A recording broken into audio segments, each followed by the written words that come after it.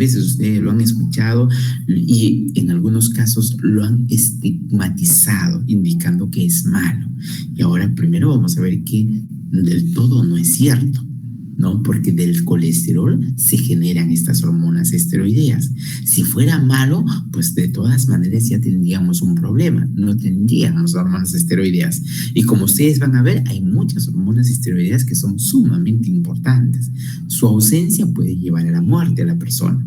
Por consiguiente, si yo digo que estas hormonas esteroideas se originan del colesterol, en todo caso el colesterol no está malo, ¿no? El colesterol sirve como sustrato para producir cosas buenas, como por ejemplo las hormonas esteroideas. Entonces, por ahí es donde finalmente vamos a ver en qué circunstancias el colesterol se vuelve malo y en qué circunstancias el colesterol es bueno. En este caso se vuelve bueno porque es la materia prima para estas hormonas. Y el colesterol está constituido de dos núcleos importantes. Uno es casi una secuencia de núcleos que están asociados, que tienen seis enlaces de carbono, o están constituidos por núcleos de 6 enlaces de carbono, y hay otro que está constituido por solamente un núcleo de 5 átomos de carbono. Pero ¿cuál es la característica de estas estructuras que finalmente van a formar la matriz de esta estructura previa para que se formen esteroides? Es esta estructura, el ciclopentano perihidrogenantreno.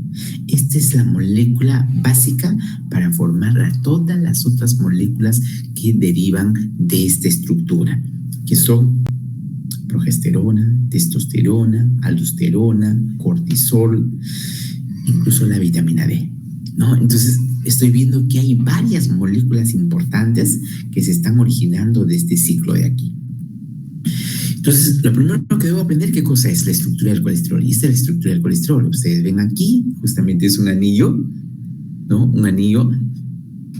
un anillo, son 3 anillos de 6 carbonos que lo constituyen cada anillo, y hay un cuarto anillo que está constituido por 5 carbonos. Todo esto de acá es el ciclo que hemos mencionado, ¿ya? Pero yo observo el colesterol y digo, caramba, empiezo a rotular desde el carbono 1, 2, 3, y sigo la secuencia, y al final carbono 5, 6, 7, 8, 9, y sigo la secuencia de carbonos registrados, 9, 10, 11, y sigo, y al final termino en el carbono 27. O sea, digo, el colesterol está constituido por 27 carbonos, unos que tienen naturaleza aromática y otro que tiene naturaleza alifática, ¿no? Que tienen secuencias que no son cíclicas, sino son secuenciales lineales. Esto de aquí es lo que caracteriza al colesterol. Y nosotros vemos qué hormonas esteroideas es la que finalmente se generan. Ya les estaba mencionando segundos previos que existen estas hormonas, estrógenos y progestágenos producidos en los ovarios, en los testículos la testosterona, en las glándulas suprarrenales se produce la aldosterona, el cortisol y una hormona también que tiene naturaleza androgénica que es la dihidroepiandrosterona. Y en la placenta también se producen estas moléculas semejantes que también tienen naturaleza esteroidea. Por consiguiente, vamos viendo que hay órganos importantes en el proceso de producción de hormonas esteroideas, sí, ovarios, testículos, glándulas adrenales y placentas.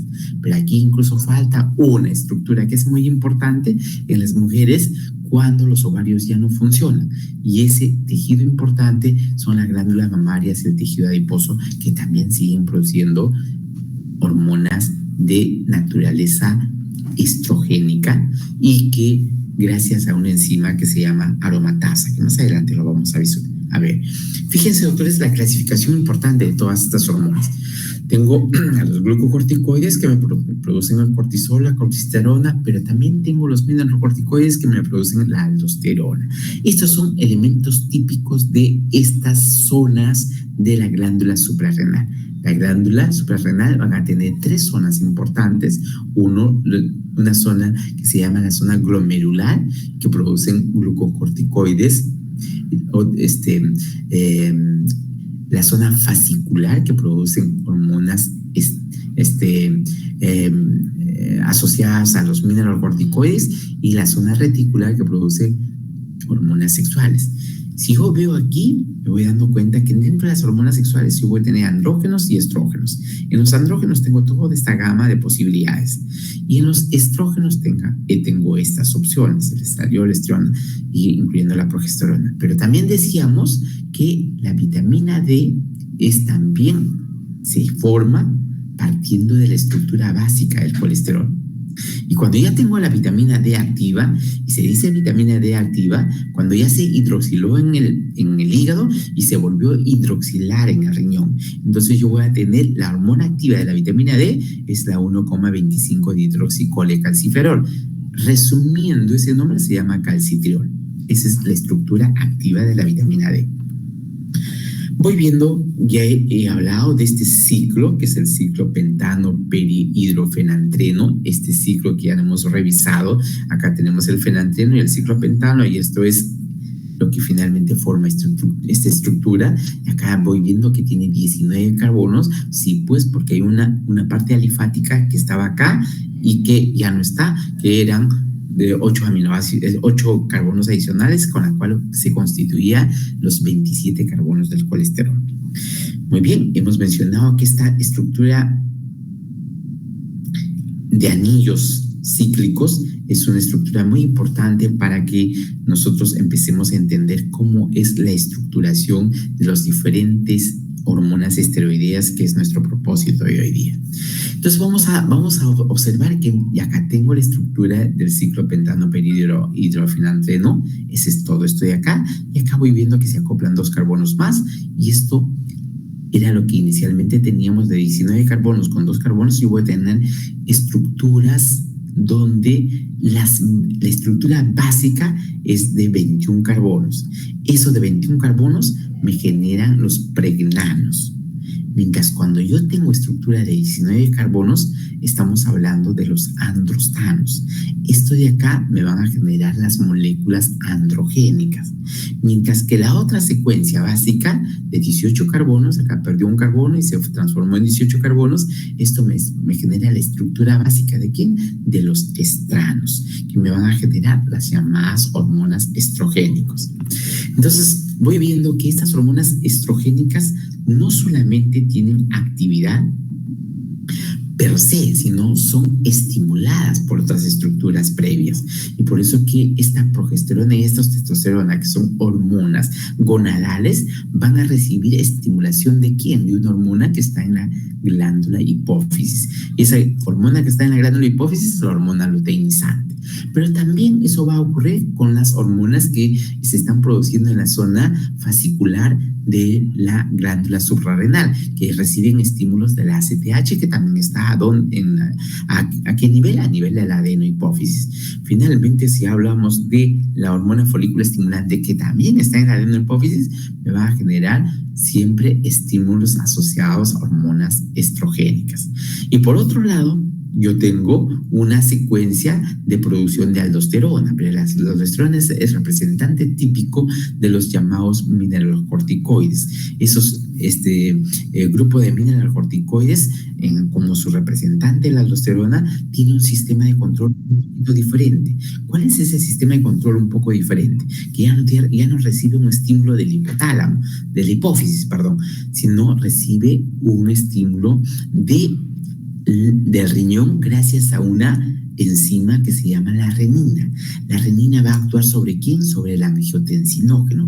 ¿Quién produce el angiotensinógeno? Es el hígado. ¿Qué es lo que hace la renina? Rompe ese angiotensinógeno, que es una estructura todavía inactiva, y lo transforma en angiotensina. Y por eso aparece el circuito de sistema renina, angiotensina, aldosterona, que es el circuito de regulación para establecer los mecanismos de regulación hidrosalina.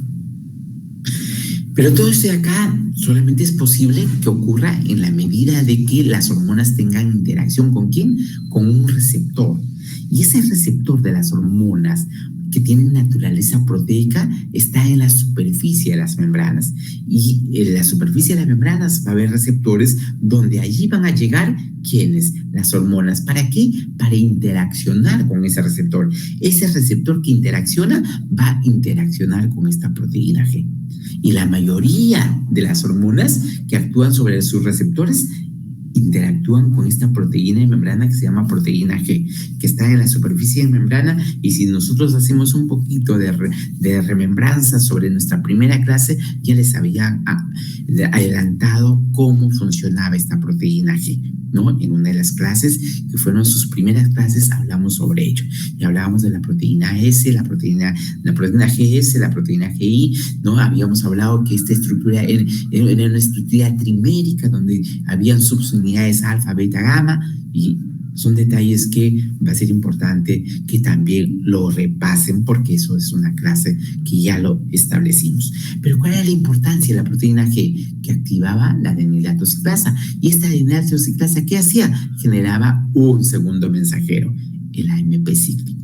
Ese AMP cíclico llevaba ¿a dónde? A los genes a generar una transcripción ¿de qué? De enzimas que tenían capacidad para sintetizar hormonas esteroidogénicas.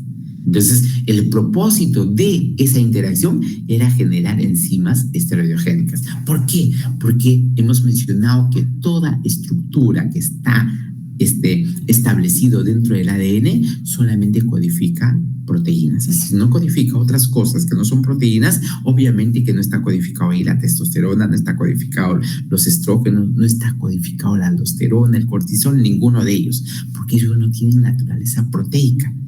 Entonces, ¿qué codifican? Las enzimas que se encargan de formar eso. Por eso que aquí se habla que llevan la transcripción de genes que codifican enzimas esteroidogénicas. Entonces, eso es muy interesante en este proceso. El colesterol, que son el origen de las hormonas esteroideas, y vamos viendo aquí algunos detalles que son bastante interesantes. Cuando nosotros hablamos y decimos, caramba, yo voy a hacer todo lo necesario de no consumir colesterol, porque como al comienzo le decía, hemos estigmatizado el colesterol y pensamos que el colesterol es malo, es negativo, es dañino, es de alguna otra forma deteriora mi función celular y muchas otras cosas más, que no es del todo cierto. Pero es importante sí recordar que el colesterol está de alguna otra manera asociada a muchas otras sustancias que más adelante ustedes lo probablemente ya lo han revisado con la profesora Cecilia Rojas, que nos va a dar algunas formas de transporte del colesterol. Y esas formas de transporte del colesterol es justamente asociada a fosfolípidos y asociada a proteínas, las llamadas las apoproteínas.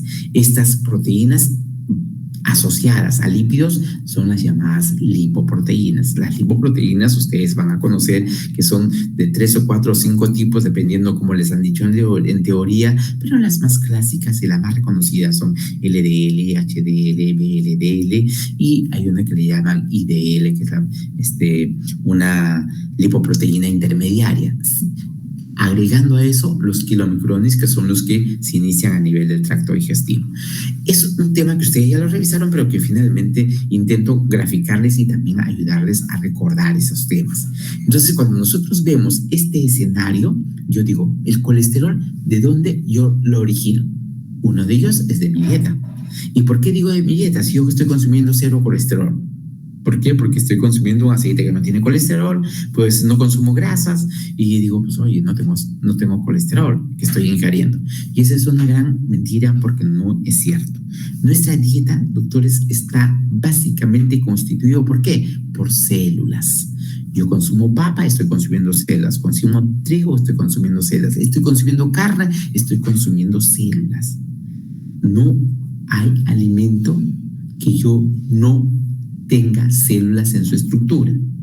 Ustedes lo mencionan y por ahí va a salir la célula. Todos en este caso los granos son células. Pues ustedes siembran maíz y cosechan maíz, siembran trigo, cosechan trigo, siembran arroz y cosechan arroz.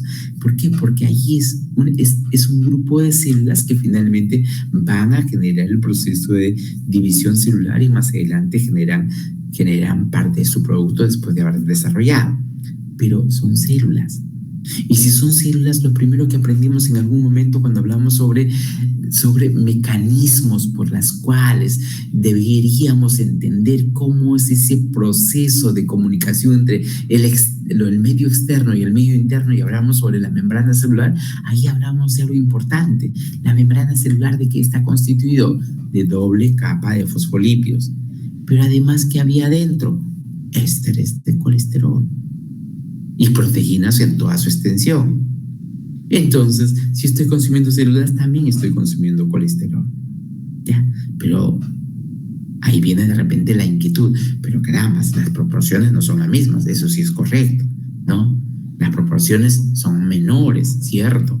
El colesterol en esas circunstancias es mucho menos que la que yo puedo consumir probablemente de un alimento de alto contenido de grasa.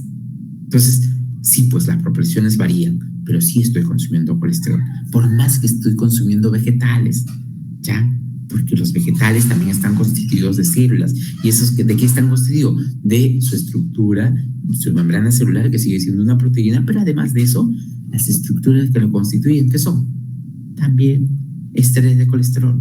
Por consiguiente, no hay ninguna razón para darnos esa posibilidad de decir que mi dieta, por más vegetariano que sea, está exenta de colesterol. Y eso sería una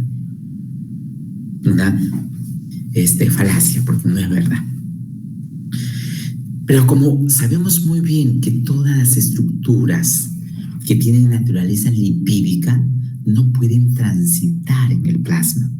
Y como no pueden transitar en el plasma, necesito transportadores, ¿no? Que me regulan el transporte del colesterol, no solamente en el plasma, sino también dentro de la estructura celular. Porque no nos olvidemos que la célula, doctores, su citoplasma es tiene un alto contenido de agua. Y si tiene alto contenido de agua, ahí también el colesterol necesita ser transportado. Y más aún necesita ser transportada para llevarlos a las zonas donde finalmente van a ser usadas. En este caso, la mitocondria, ¿no? En ese proceso de esteroogénesis adrenal o gonadal, o en su defecto en otros órganos, pero en el caso de la placenta no se da el caso. Y aquí les decía que era importante recordar algunas enzimas que son interesantes. ¿Y por qué digo interesantes? Porque les decía que el colesterol tiene 27 carbonos.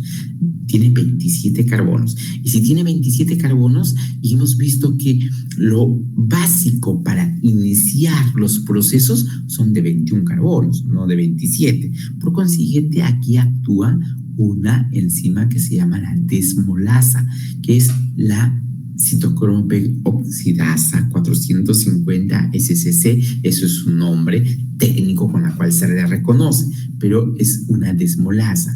La enzima citocromo oxidasa P450 SCC es la enzima que me va a permitir hidrolizar esta parte de la estructura de esta cadena de secuencia de carbonos, y me va a generar una molécula intermedia muy importante que se llama la pregnenolona.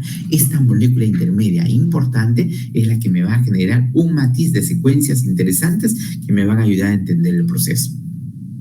Todo esto de aquí que le estoy graficando, doctores, y me van a entender mejor si yo les explico de frente este esquema, que es el resumen de todos los que finalmente anteceden a este esquema. Por consiguiente, si ustedes me llegan a entender este esquema, lo entendieron en las 5 o 6 diapositivas previas que estaban relacionadas a esta.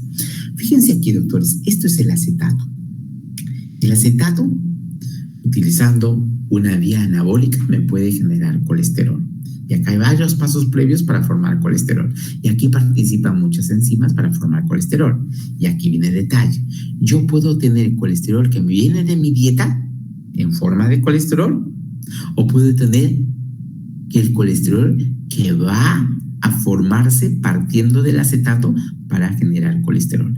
Por un lado tengo el que se llama colesterol del novo, que es un colesterol nuevo que ha sido formado por unas sustancias previas, y otro que viene de mi dieta en forma de colesterol. Pero sea cual sea la ruta que finalmente yo lo estoy intentando incorporar el colesterol, este colesterol tiene que ser transformado. Y la desmolasa es la enzima que se encarga de generar justamente esta molécula intermediaria que se llama la pregnenolona. Esta pregnenolona finalmente va a tener dos rutas importantes que van a seguir. Por un lado, va a existir la acción de una enzima. Esto también es otro citocromo oxidasa P450. Y recuerden, doctores, cuando hablamos de citocromo oxidasa P450, estamos hablando de una familia de enzimas. Por acá tengo una que es diferente, la SCC, y por el otro lado ya tengo la C17. Pero siguen siendo citocromos oxidasos. Pero cuando hablamos y revisamos cómo son las citocromos oxidasas, es una familia de enzimas. Es una familia de enzimas que van a tener actividades en diferentes sitios, pero que finalmente cumplen roles un poquito diferentes. Y aquí voy observando que esta pregnenolona puede tener una ruta por acción de esta enzima P450C17 o usar otra ruta donde yo estoy utilizando otra enzima que es la 3-beta hidroxiesteroide deshidrogenasa. Ambas van a llevar a productos intermediarios diferentes. Esta pregnenolona, por acción de esta enzima, me genera la progesterona. Esta pregnenolona, por acción de esta citocromo oxidasa, me está generando la 17-alfa-hidroxipregnenolona. Y aquí surge nuevamente la actividad de esta misma enzima. ¿Para qué? Para generar un producto nuevo. Por este lado, esta misma enzima actuando sobre este sustrato me genera la deshidroepiandrosterona.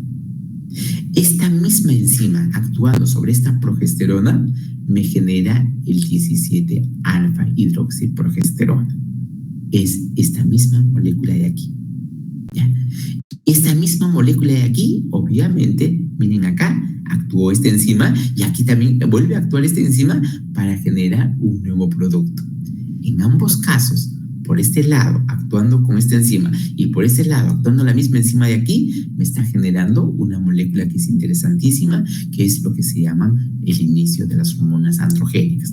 Me está generando la androstenediona. Esta androstenediona, utilizando una nueva enzima, que es una deshidrogenasa, me puede convertir testosterona o al sentido inverso de testosterona me puede generar androstenediona. Y aquí viene un detalle interesante. Yo le decía qué importante es la aromatasa. Sí, pues esta es otra citocromo P450, otro citocromo oxidasa P450, pero en este caso es la aromatasa. ¿Ya? Esta aromatasa es la que va a permitir que los andrógenos se conviertan en estrógenos. ¿Ya? Es la misma enzima que actúa sobre la androstenediona y la testosterona. Pero aquí hay un detalle que es interesante. Esta acción de esta enzima lo hace irreversible. No regresa a forma de testosterona. Aquí se queda como estradiol una vez que actuó la aromatasa. Igual que acá, cuando actuó la aromatasa, aquí se queda como estrona. Ya, acá también por acción de esta misma enzima puede generar este ciclo de intercambio entre estas dos secuencias. Esta misma enzima me genera la conformación de uno u otro andrógeno o de uno u otro estrógeno. Entonces, esto de aquí es un dato muy importante para ver cómo se está generando las hormonas estrogénicas. Entonces, esto es un gráfico que ya lo acabamos de mencionar y vamos viendo algunos detalles en relación a cómo se van formando de pequeñas variaciones. ¿Recuerdan cuando hablábamos y le decíamos que las moléculas que tenían 19 carbonos me generaban estructuras hormonales androgénicas y cuando perdía un carbono se constituía en una molécula de 18 carbonos y al ocurrir este evento de 18 carbonos, finalmente ocurría este proceso que a nosotros nos generaba una posibilidad de generar estrógenos. Estos estrógenos generaban ¿de qué? De la molécula que partía de 18 carbonos. Por consiguiente, vemos aquí que una hidroxilación del carbono 19 me generaba una nueva molécula solamente con 18 carbonos. Era lo importante de esto. Y aquí viene lo interesante, doctores, en recordar cómo está constituido el ovario.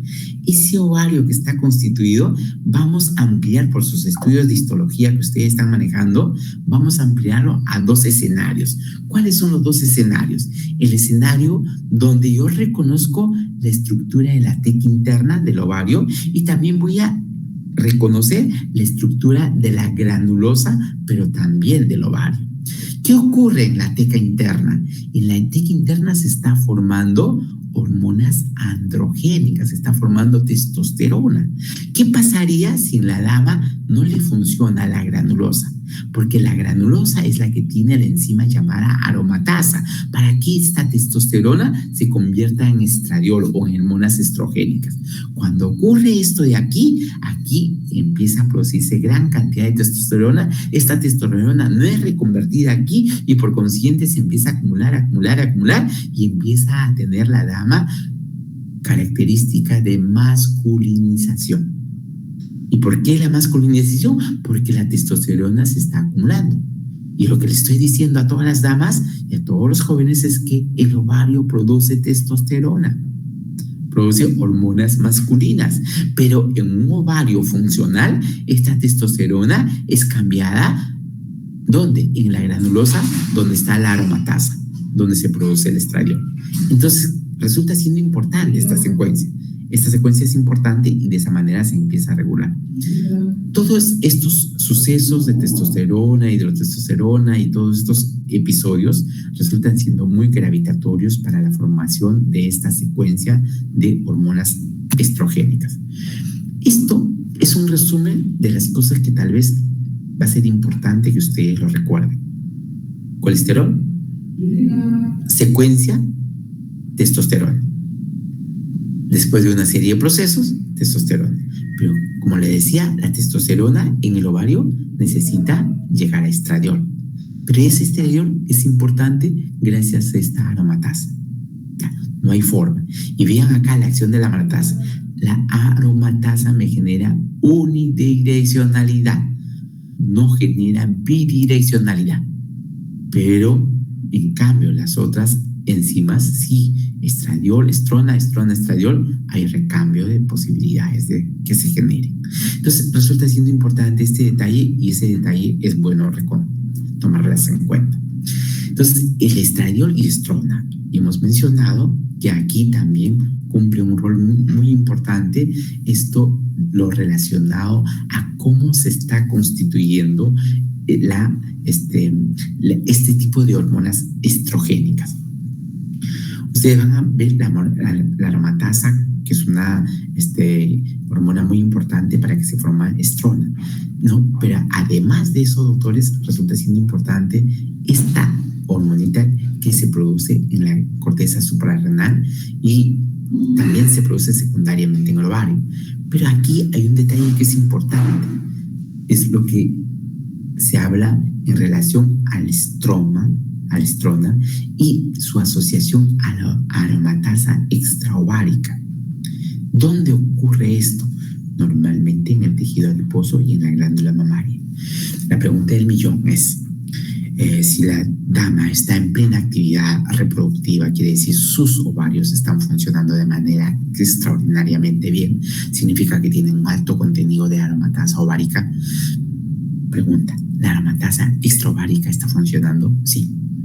El único detalle es que su actividad es bastante discreta. ¿Se hace relevante en qué momento? Cuando el ovario deja de funcionar. Ahí se hace relevante porque es esa parte de su estructura corporal que todavía sigue produciendo aromatasa y todavía se sigue produciendo estrógenos. ¿Pero en forma de qué? De estrona. Ya que es una cosa que es bueno tomarlas en cuenta. Estas son las características que ya le hemos mencionado y vamos viendo algunos detalles interesantes en relación a las acciones, como este tipo de sustancias van a ser eliminados de la circulación. ¿Ya? Dice, la mayor parte de la estrona es convertida una serie de sustancias que van a pasar a la circulación en situaciones posmenopáusicas. Vamos viendo algunos de estos detalles que resulta siendo gravitatorio.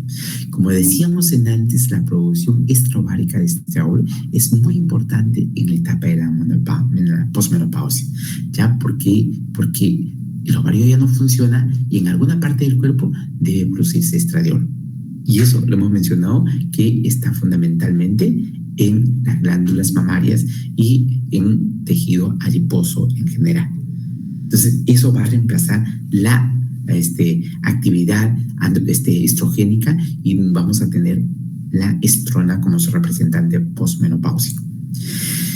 Vamos viendo algunos detalles que nos van a ilustrar muy bien cómo es este mecanismo de asociación. Vamos avanzando un poquito y quiero que ustedes más o menos relacionen esta parte importante en una gráfica adicional. Como hemos reiterado, toda esta función ovárica no puede estar exenta de la activación de la hipófisis.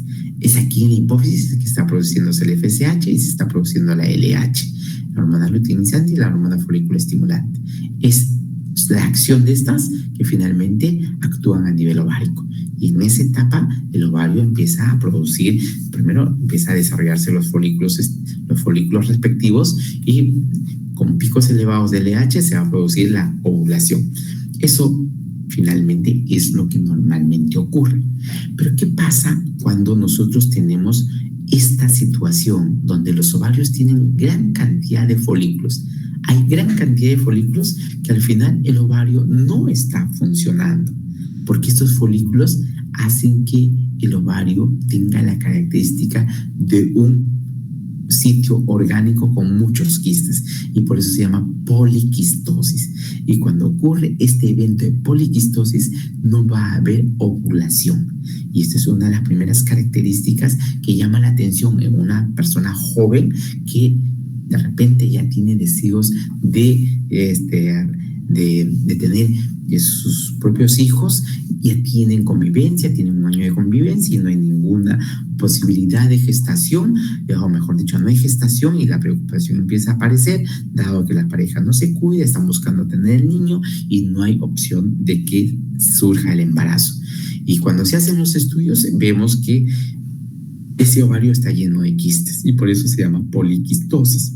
Pero esa poliquistosis impide a la dama tener ovulación y si no hay ovulación, jamás, si no hay un óvulo que sale acá por la trompa y se quede ubicado aquí en un fragmento de la trompa, los espermatozoides que vienen y están subiendo por el ovario y siguen su descenso y llegan hasta la trompa, llegan hasta el lugar donde deben estar y no encuentran nada, obviamente no va a haber fecundación, porque nunca hubo ovulación. Y como no hay ovulación, es una de las razones por qué la mujer puede tener infertilidad por este asunto de la poliquistosis ovárica, que eso tiene un tratamiento que en su momento conversarán sobre el tema.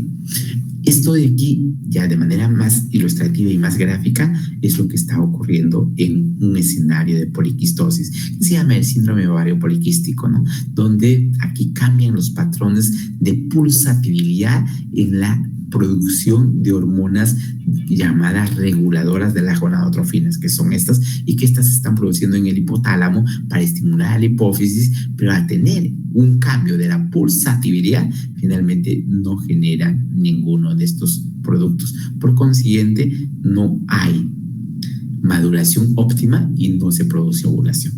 Y todo esto acá tiene que ver con estos asuntos de lo que estamos tratando de establecer. ¿Cómo se produce la degradación y eliminación de los estrógenos? Esto de allí es importante porque de todas maneras es necesario saber cómo se elimina. Si hay algo que se produce, va a llegar un momento en el que necesitamos eliminarlo, transformadas o no transformadas, pero necesitamos eliminarlo. ¿Y cómo se va a producir la eliminación e inactivación? Es cuando estas sustancias, en este caso el estriol, finalmente empieza a sulfatarse o glucuronizarse. Entonces, el estriol en la posición 3 cuando se sulfata, el estriol en la posición 3 cuando se glucuronata, o el estriol en posición 16 cuando se sulfata, o el estriol en posición 16 cuando se glucuronata, Esas formas hacen de que esta molécula se vuelva soluble en agua. Y al ser soluble en agua, pues puede orinarlo, puede salir por el riñón, se drena por el riñón y finalmente se elimina. Es la forma. ¿De qué manera se elimina? Fíjense, el 80% se está eliminando por la orina, un 20% por la bilis, pero tiene que estar en una forma tal que permita su eliminación, sulfatada o glucuronizada. En la síntesis placentaria de estrógenos es muy interesante también recordar este detalle. Yo tengo un esquema, voy a adelantarme un poquito para que ustedes también lo vean, y este esquema de aquí lo voy a ampliar para que ustedes vean la importancia que tiene esto. Que lo que iba a explicar de manera secuencial lo voy a explicar acá, porque al final de cuentas es la esencia que ustedes quieren, o mejor dicho, que yo quisiera que ustedes tengan. Entonces veamos aquí la esencia. Por un lado, mamá. Por otro lado, la placenta. Por otro lado, la conexión con ese feto que finalmente está en desarrollo. La madre tiene su propia glándula suprarrenal. El feto tiene su propia glándula suprarrenal. En la placenta no existe glándula suprarrenal. Esta placenta me vincula al feto y me vincula a la madre. Me vincula a ambos. La madre, ojo, ¿puede generar colesterol? Sí, pues. Ya hemos visto bajo qué formas. ¿Lo genera bajo la forma de qué? ¿De la dieta? ¿O lo genera bajo la forma de qué?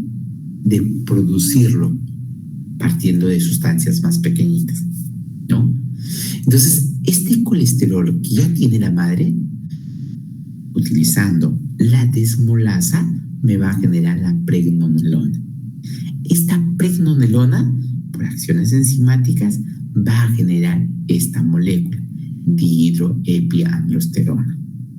Esta dihidroepiandrosterona, al final, fíjense, la madre en su glándula suprarrenal no tiene enzimas para llevar a esta situación de hormonas androgénicas a hormonas estrogénicas.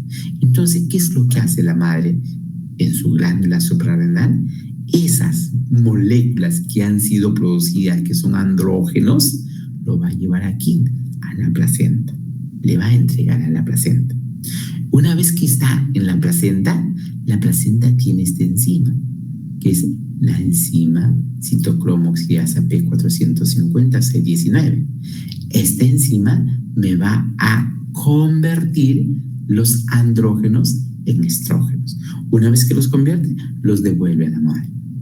Y la madre sigue con sus caracteres sexuales femeninos, porque los andrógenos que producía la glándula suprarrenal ha sido reconvertida ¿dónde? En la placenta, para nuevamente exportar estrógenos. Pero ¿qué pasa con la placenta? La placenta también tiene colesterol, también genera pregnenolona y está generando progesterona. Correcto. Pero esta placenta no tiene el citocromo P450C17. Y como no tiene, no puede seguir el orden, la secuencia de reacciones que me lleven a un destino estrogénico. Esta progesterona resulta siendo importante. ¿Por qué es importante esta progesterona? ¿Por qué se le dice progesterona? Pro significa a favor de algo. Gesterona viene de gestación. Entonces, esta es una hormona que se le llama hormona de la gestación, ¿no? Esta hormona de la gestación, cuando recibe en este caso, el ovocito secundario es fertilizado por el espermatozoide, inmediatamente en el ovario se forma el cuerpo amarillo. Ese cuerpo amarillo es el primero en producir progesterona. ¿Por qué? Porque todavía no hay placenta, simplemente es un huevo fertilizado, nada más. Pero quien va a favorecer para que el sitio donde ese huevo fertilizado se anide en condiciones favorables es justamente la progesterona, que se está produciendo ¿dónde? En el cuerpo amarillo en las primeras semanas, ¿ya? Porque todavía no hay placenta. Al final, la placenta va a coger ese comando y va a producir la progesterona. ¿Por qué va a producir la progesterona? Porque tiene que hacerse cargo de que ese embarazo llegue hasta los 9 meses. Y por esa razón, la progesterona sigue siendo una hormona muy importante, pero en este caso ya producido por la placenta. Pero ¿qué pasa cuando la placenta tiene pregnenolona solamente o tiene exceso de pregnenolona? Ya no necesita tanto progesterona. Esta pregnenolona se lo envía al feto. Y el feto tiene su glándula suprarrenal. Sí, pues tiene su glándula suprarrenal. ¿Y qué es lo que hace esta glándula suprarrenal del feto? Lo que va a hacer es reconvertir esta pregnenolona, porque el feto sí tiene el citocromo P450C17, la que no tiene la placenta, y va a convertir en 17-hidroxipregnenolona. Este 17-hidroxipregnenolona va a generar un andrógeno que es la dihidroepiandrosterona. Pero este dihidroepiandrosterona no sigue un descenso porque no tiene esta enzima y finalmente va a exportar a la placenta para que la placenta que recibe esto, utilizando esa enzima P450C19, lo convierta nuevamente en hormonas estrogénicas. Y esto de acá pasa a la circulación de la madre y la madre sigue siendo aportada de estrógenos, tanto de la placenta per se no, pero del feto también. De la placenta no, porque le llega una estructura ya casi conformada, pero por tener esta enzima lo va a transformar. Y de la placenta todavía pasos previos y llega también y lo va a transformar. Por consiguiente, la madre también en esa etapa recibe una carga estrogénica ¿de quién? De las glándulas suprarrenales que han generado pregnenolona. Si esto de acá lo entendieron todo lo demás. Los estrógenos en el cuerpo van a cumplir diferentes funciones. Vamos viendo algunas de las características, pero les mencionaba también algunos detalles que son importantes recordarlos en esta secuencia de hechos. Vamos viendo algunos detalles que nos van a ayudar a entender. Decíamos que el estradiol es una sustancia lipídica. Si es una sustancia lipídica, no puede ser transportada por la corriente sanguínea donde existe plasma, y el plasma es abundante en agua. Por consiguiente, necesita en este caso, una proteína que se ligue. A esa proteína le llaman globulina ligadora de hormonas sexuales. Esos son sus iniciales en inglés, que me está traduciendo la misma secuencia. Es una proteína que tiene naturaleza de las inmunoglobulinas, por eso le llaman globulina ligadora de hormona sexual. Esta es la que se va a encargar de transportarlos. Eso va a llegar a unos receptores específicos y una vez que estén en esos receptores específicos va a permitir que estas ingresen, en este caso, la molécula transportada ingrese dentro de las células. Eso es un requerimiento importante para que en este caso, el estradiol ingrese dentro de las células blanco. Esa unión específica al estradiol que vimos en el caso de la hormona, en este caso la globulina ligadora de hormonas sexuales, ocurre también algo parecido con la albúmina, pero en este caso la albúmina ya no es específica para el estradiol. La albúmina es una proteína muy interesante que liga muchas cosas, liga diferentes sustancias, incluso liga fármacos, liga bilirrubina, liga sulfatos, sulfas, muchas cosas liga, pero también liga estradiol, pero lo liga con una afinidad distinta y por ser inespecífica liga diferentes tipos de moléculas. En los testículos va a ocurrir algo parecido. Partiendo del colesterol, voy a llegar a formar testosterona y estradiol y voy a tener ese proceso. No vamos a ahondar en ello y vamos viendo algunas características de la corteza suprarrenal. Y acá tengo mi corteza suprarrenal y observo aquí la parte interna de la corteza suprarrenal, es la médula de la glándula suprarrenal. O sea, la glándula tiene dos componentes importantes, una la médula y otra la corteza. En la médula se producen las llamadas catecolaminas, adrenalina, noradrenalina, o también llamadas catecolaminas. Pero en la corteza, que es todo esto de acá, yo voy a tener tres zonas diferentes. Una, que es la parte más externa, la parte intermedia y la parte muy cercana a la médula. Son las tres zonas de las glándulas suprarrenales a nivel de la corteza. Cada una de ellas lo vamos a ir identificando, las llamadas, la zona glomerular, la zona fascicular y la zona reticular. Pero si lo vemos en un esquema mayor, vamos a ir observando que es esta de acá. Esta es la parte histológica. Y ustedes observen acá la médula, todo esto de acá, la estructura de la glándula suprarrenal, pero decíamos que la glándula suprarrenal se divide en médula por un lado y por la corteza por otro lado. Esta es la zona de la médula, ¿no? Esta es donde está la médula. Y finalmente, en la médula, hemos dicho que acá se producen las catecolaminas. Pero en la zona de la corteza yo voy a tener una zona que es la zona glomerular, la zona fascicular y finalmente la zona reticular. Muy bien. Y cada una de ellas va a tener una característica importante. La zona glomerular tiene que ver con la producción de aldosterona. La zona fascicular tiene que ver con la producción de cortisol. Y la zona reticular tiene que ver con la producción de hormonas androgénicas. ¿Ya? Entonces, si ya lo estamos identificando, yo observo nuevamente acá, estoy en la zona de la suprarrenal y acá están las tres zonas, la fasciculada, la glomerular, la reticular, correcto.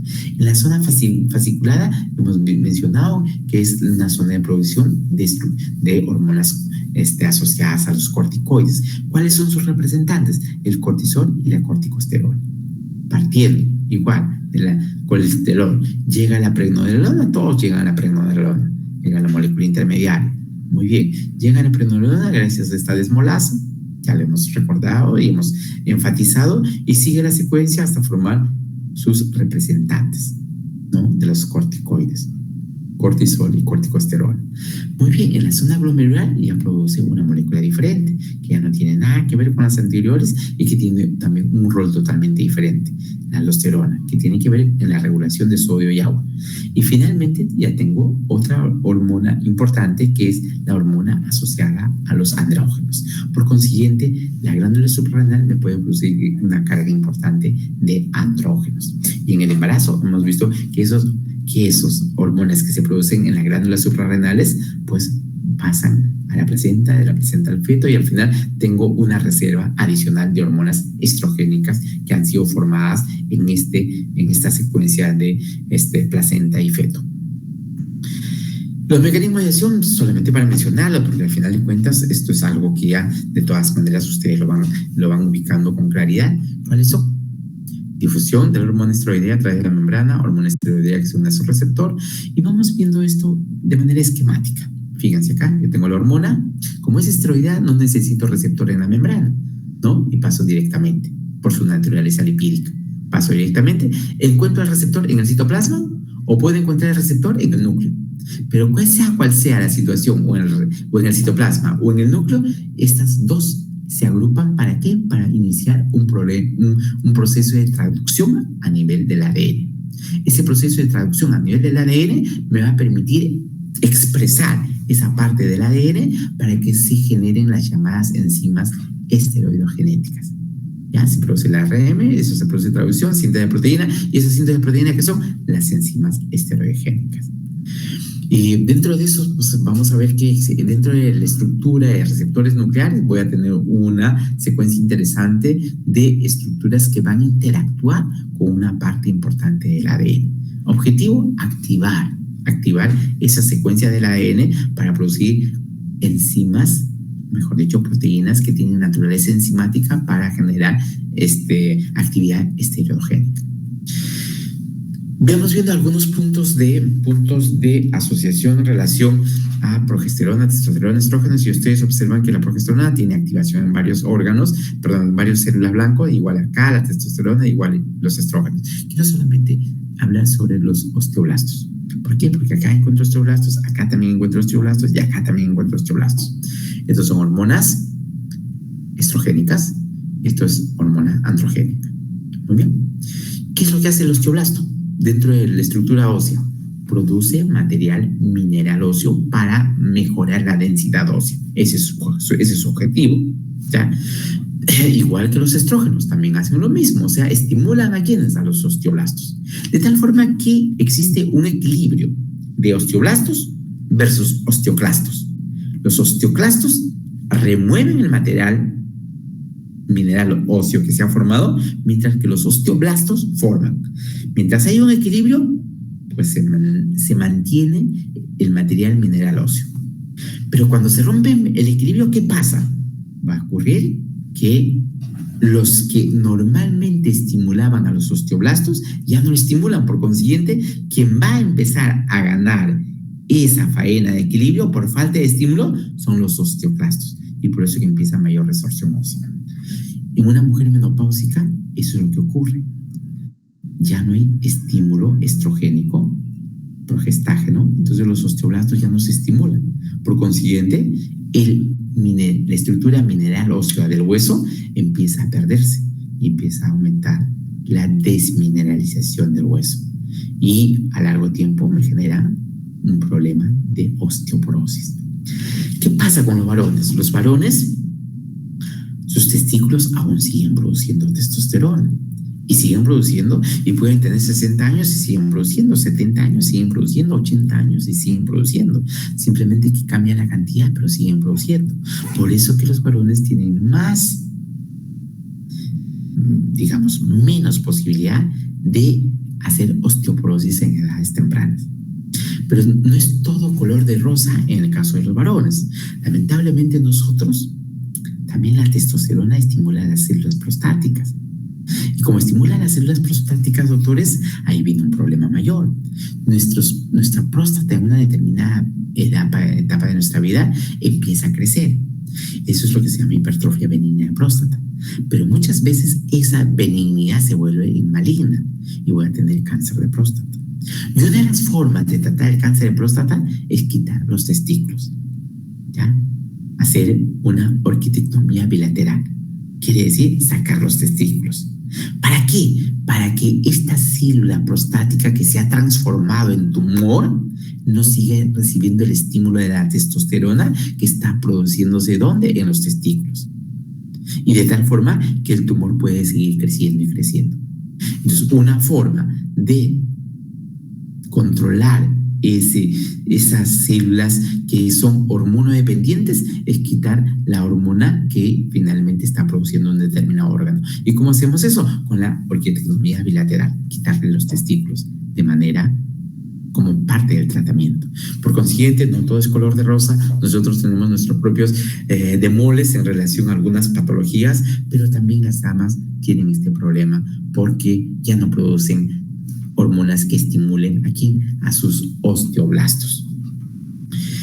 La pregnenolona ya le hemos mencionado, las características, la cadena que son muy notorias. Y ustedes noten una pequeña diferencia. Miren, esta es la estructura de la pregnenolona de 21 carbonos.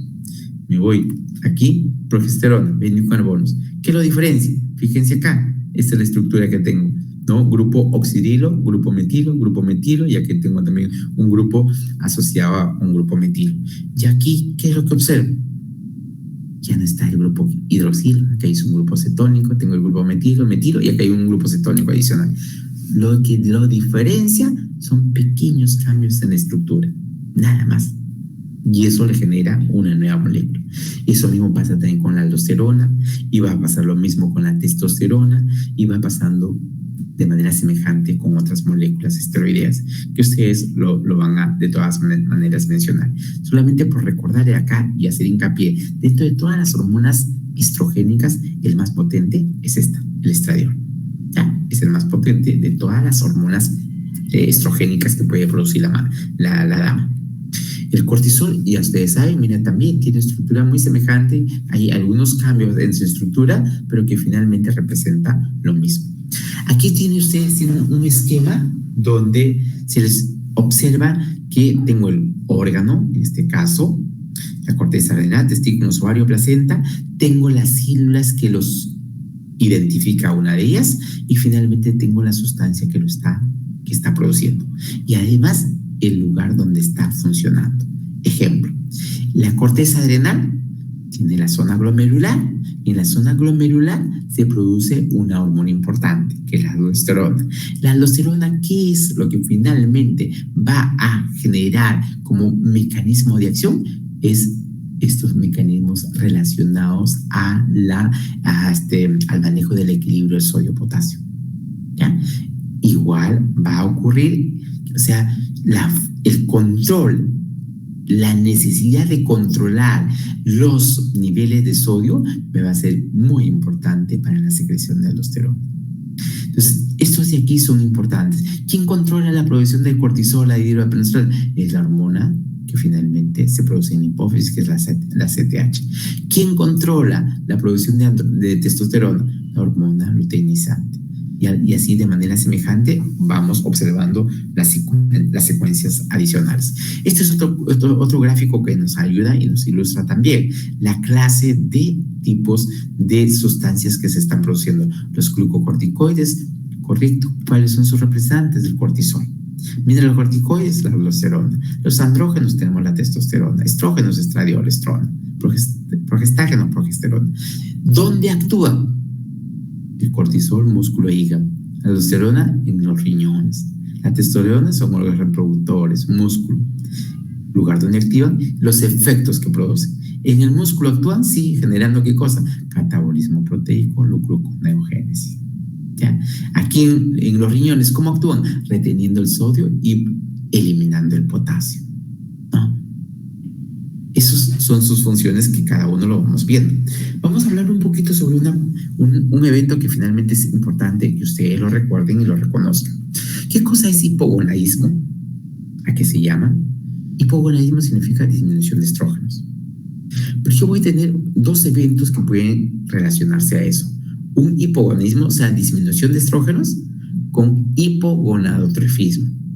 Quiere decir, poco estrógeno con poquísima estimulación de la hipófisis. Por eso que voy a tener FSH y LH bajos.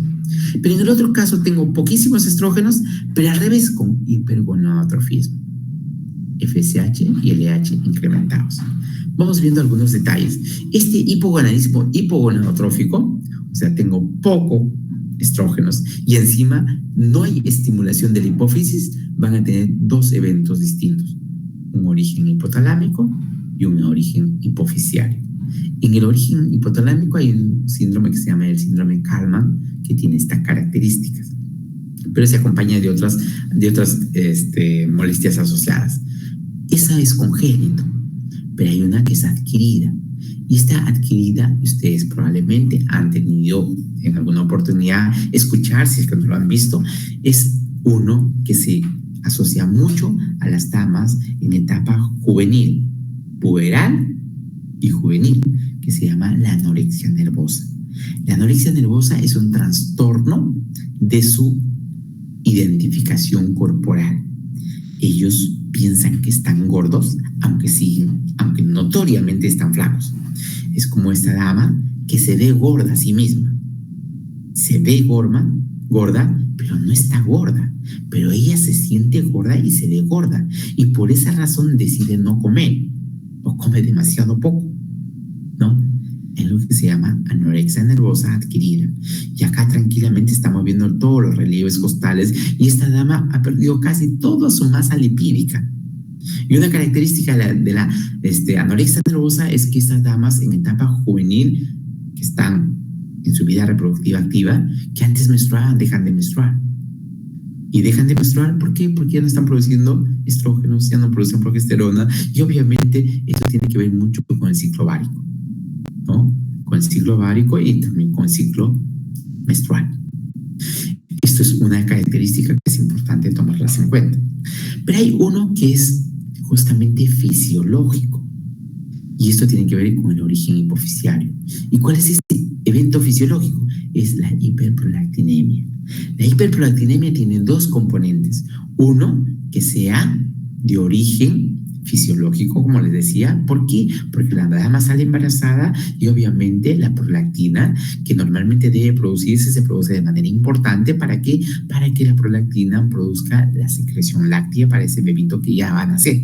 Entonces se incrementa la cantidad de prolactina y obviamente en el cuerpo de la madre existe una gran hiperprolactinemia fisiológica. Pero hay otros eventos donde la dama no está embarazada y simplemente tiene un pequeño tumor en el hipófisis y ese tumorcito empieza a producir gran cantidad de prolactina.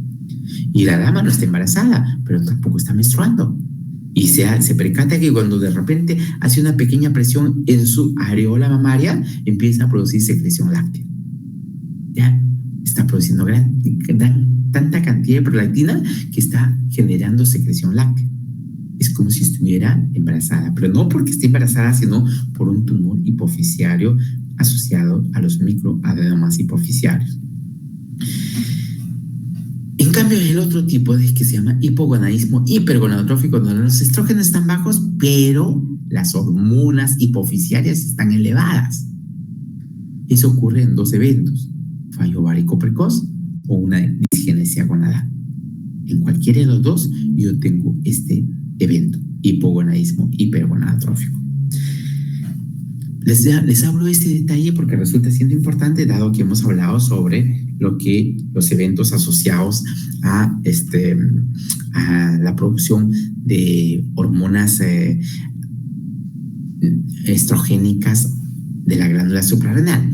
Voy a hablar de 2 casos, uno que se llama pseudohermafroditismo masculino y el otro pseudohermafroditismo femenino. Ustedes ven esta figura me identifica a una dama, glándulas mamarias relativamente desarrolladas, ustedes ven la vulva, correcto, y obviamente estaríamos hablando de una dama. Pero si yo le hago un cariotipo y observo cómo está su cariotipo, voy a tener sus 23 pares de cromosomas, pero voy a tener en sus 2 cromosomas sexuales, voy a tener la secuencia XY. O sea, cariotípicamente o genéticamente, este es un hombre. Pero fenotípicamente da la apariencia de ser una mujer. Y por eso se habla de pseudohermafroditismo masculino. O sea, tiene carga genética masculina, pero apariencia femenina. Y cuando nosotros vemos, si ustedes observan un poquito donde estoy poniendo el puntero, ustedes ven una zona abultadita ahí. Y me voy al otro lado, también se ven una zona abultadita ahí. Esos son los testículos que no han descendido. O sea, normalmente están en la cavidad abdominal, pero antes de nacer esos testículos descienden y allí se quedaron a medio camino. Y esos testículos finalmente ya no producen lo que deben producir. Y como ya no producen lo que deben producir, finalmente la carga, en este caso, androgénica, la carga estrogénica se hace mayor y empiezan a adoptar caracteres sexuales femeninos. Aquí al revés, yo tengo este fenotipo masculino, tengo un fenotipo masculino, pilosidad facial, pectoral, ¿no? Y además de eso tengo pilosidad a nivel de la zona genital. Pero cuando yo le hago un cariotipo a esta persona, tiene un XX. Genéticamente, ¿qué es? Mujer. Pero su morfología es de varón. Esto de aquí es importante recordarlo.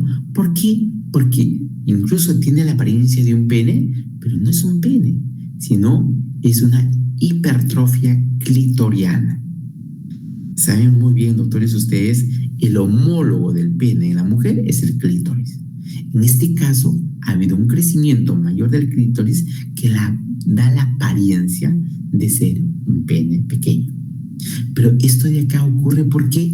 Porque finalmente esta persona que tiene XY, sus hormonas, en este caso, esto no es XY, sino es un XX, ¿no? Es un XX porque tiene cariotipo femenino, ¿no? Entonces, en el caso de estas personas, por tener estas características y porque tienen una glándula suprarrenal hiperfuncionante, está funcionando tanto esta glándula suprarrenal, y la glándula suprarrenal, ¿qué es lo que hace? Empieza a producir hormonas androgénicas, recuerdan ustedes. Y yo puedo tener acá un tumor en la glándula suprarrenal que me produce gran cantidad de hormonas androgénicas, y esas hormonas androgénicas me empiezan a generar, ¿qué cosa? Características sexuales masculinas. A pesar de que es una dama, me genera caracteres sexuales masculinos. Y eso tiene que ver con la sobreproducción de hormonas gonadales, pero que tienen una base a nivel de la glándula suprarrenal. Los estrógenos, doctores, ustedes van a ver que tienen muchas funciones a nivel de úteros, glándulas, esqueleto. Todos estos de acá son características de las hormonas estrogénicas. La piel, la textura, la distribución del cabello, todos esos son características de hormonas sexuales femeninas asociadas a los estrógenos. En cambio, la progesterona, decíamos, que viene de facilitar, ¿qué cosa? La gestación, por eso se llama progesterona, está asociado al útero, a las trompas. ¿Para qué? Para favorecer, ¿qué cosa? El embarazo, ¿no? Esto facilita, mejora la estructura de los lóbulos alveolos, aumenta el tamaño, hace que el conducto de la trompa de Falopio se permeabilice muy bien, esté revestido con una adecuada secreción de revestimiento de mucosa, al útero lo prepara para la anidación. Todo eso hace la progesterona. La testosterona, en el caso de los varones, me va dando caracteres sexuales primarios. La distribución del pelo es totalmente diferente a la dama. La voz también es distinta. La textura de la piel también cambia. Se desarrolla con mucho más frecuencia el acné. Hay desarrollo muscular mayor en el varón que la mujer. Todo esto de acá son características asociadas a la testosterona. Se ha visto que hay una serie de factores que inducen que se visualiza inhibición de la esteroigénesis por factores de citoquinas como el factor de necrosis tumoral y la interleuquina 1, que interfieren en el proceso de la esteroigénesis. Vemos esto de aquí, y lo interesante en esto, doctores, es cuando una dama llega a la menopausia. Recuerden acá, las conas, suprarrenales, placenta, el sistema nervioso, todos estos de acá son órganos muy relacionados a la actividad de estas hormonas esteroideas. Cuando hay ausencia de estas hormonas esteroideas, el sistema nervioso sufre la ausencia. Y al sufrir la ausencia, aparecen todos los trastornos relacionados a la menopausia: bochornos, taquicardia, palpitaciones, sudoración, falta de sueño, trastornos en sus estados de ánimo. Todo eso, ¿por qué? Porque el sistema nervioso lo reconoce que le falta algo y entra en ansiedad. Eso no pasa en todas las mujeres, obviamente, pero sí hay unas que pueden ser marcadamente llamativas con esto, o en algunos probablemente no tan llamativas, pero la menopausia me va generando eso, y eso también va a depender mucho de la forma brusca de la ausencia de los esteroides o la ausencia progresiva, discreta, gradual de la hormona esteroidea. Por eso que en algunos casos hay alguna dama que de un momento a otro deja de menstruar, y hay otros que simplemente van prolongando su etapa de menopausia. Si menstruaban mensualmente, empiezan a hacerlo cada 2 meses, luego cada 3 meses, luego cada 4 meses, a los 6 meses, a la 8 meses, y al final desapareció al año. Esos, por ejemplo, se adaptan mejor a la menopausia. Pero que aquella persona que hasta el mes pasado estaba menstruando, este mes nada, el siguiente mes nada, el siguiente mes nada, y llegó al año, pues no menstruó nada, esa es la que muchas veces tiene mayor repercusiones en sus caracteres asociadas a la ausencia de estrógenos.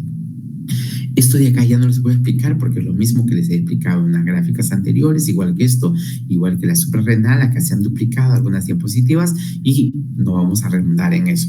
La progesterona ya hemos mencionado que es la encargada para la preparación del organismo para que el embarazo lleve hasta término. Aquí, solamente esta gráfica de aquí, quiero que ustedes recuerden. Yo, partiendo del acetato, puedo llegar al colesterol, al final la molécula intermediaria, seguir toda esta secuencia, pero toda esta secuencia está asociada a 10 enzimas diferentes. Y esas 10 enzimas diferentes están asociadas a este mecanismo.